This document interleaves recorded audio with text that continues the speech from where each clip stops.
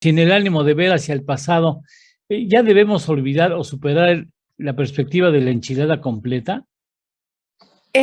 Yo creo que las condiciones en Estados Unidos no están dadas en este momento para una reforma migratoria integral, que se le llamó la enchilada completa, y que se perdió la oportunidad de que esa reforma migratoria hubiera pasado en los primeros meses del gobierno de Biden. Y se perdió en parte por el aumento de los migrantes que se registraron en la frontera, y creo que ahora que Estados Unidos entra dentro de poco al proceso de campañas para el cambio para la elección o reelección de los congresistas y de más de 30 gubernaturas y también senadurías, no están dadas las condiciones para una reforma migratoria integral.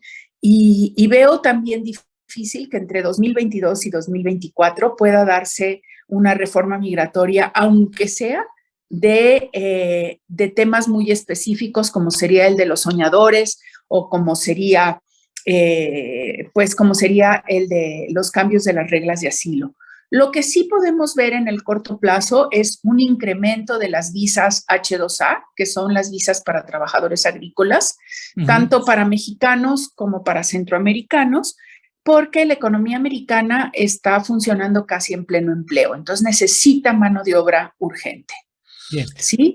Y eso sí lo vamos a ver, y probablemente algún ajuste en las visas H2B y una mayor utilización de las visas, las llamadas visas NAFTA, que ahora serían visas TEMEC, para el intercambio de profesionales entre México, Estados Unidos y Canadá.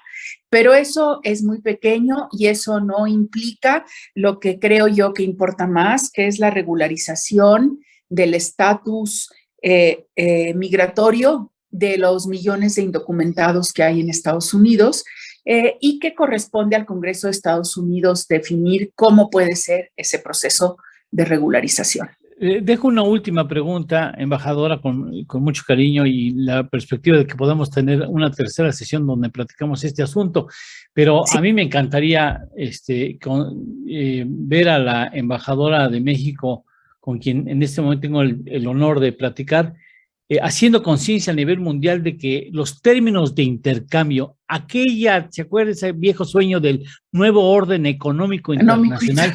Eso, bueno, ya, a ver a qué hora seguimos funcionando con esquemas del siglo pasado, de la posguerra. Esas formas de articular las reglas del juego en materia económica están superadas. Necesitaríamos rearticular nuevas reglas, ¿no? Yo estoy de acuerdo, sobre todo porque también la manera en que se maneja la economía ha cambiado muchísimo. Sí. Y estamos viendo también todo este aspecto digital en el manejo de la economía, las llamadas fintech. Estamos viendo que ya las compañías más poderosas en el mundo ya no son las petroleras, son las grandes compañías, justamente como Google, como sí, Microsoft, demás. Claro. O sea, esto es un cambio radical. Y efectivamente, las reglas del juego acordadas en la posguerra, pues ya no operan para esta nueva economía mundial.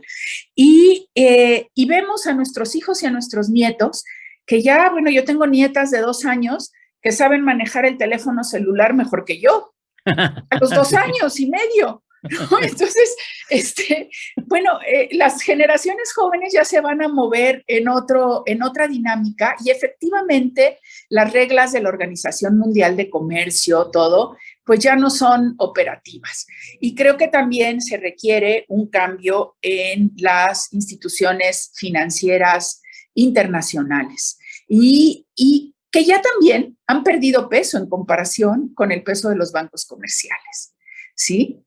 Y eso es lo que a mí me gustaría, no solo estar haciendo conciencia internacional, y por eso sigo participando mucho con centros de pensamiento en Estados Unidos, universidades en Estados Unidos y en Europa, dando conferencias, etcétera, sino en México. O sea, en México hace falta que veamos más hacia el futuro. ¿Cuál es la visión que tenemos de futuro? ¿Cuál es la visión que le estamos dando o que le queremos dar a esos jóvenes que van a salir al mercado de trabajo dentro de 10 años? ¿Qué expectativas tienen? porque no puede ser que se queden con la expectativa de jóvenes construyendo el futuro. Claro, ese es un programa que ahorita tiene su utilidad, pero esa no es una expectativa de futuro, ¿sí? Claro. Si bien las becas para la capacitación y la educación son algo importante y que deben continuar y existen en casi todos los países europeos, no en Estados Unidos, pero sí en los países europeos, pero tienen que darse en función de una visión de futuro. ¿Y cuál es esa visión de futuro en México? Que dependamos cada vez más de una capital humano, de una población altamente educada, altamente capacitada, que pueda manejar, y como ya hay en muchos lugares de México, servicios y fábricas de alta tecnología, ¿sí? Y entonces eso es lo que tenemos que seguir trabajando para el futuro, y de esa manera, entonces sí, México ejercerá el liderazgo que le corresponde en el mundo y en el continente. Embajadora, ha sido un placer como siempre. Espero que tenga yo el privilegio de volver a saludarla pronto. Muchas gracias por concedernos estos minutos, se lo aprecio mucho. Gracias, Eduardo, y lamento de repente No, el hombre, ruido no de se los preocupe. alrededores. No se preocupe. Mira, nadie puede observar o escuchar lo que finalmente no distrae y no impide que podamos tener el privilegio de escuchar sus conceptos. Muchas gracias por estar aquí en esta su casa y espero que pronto tengamos la posibilidad de volver a cruzar la palabra. Muchas gracias. ¿Cómo no? Gracias. Hasta muy pronto. Gracias. Hasta luego.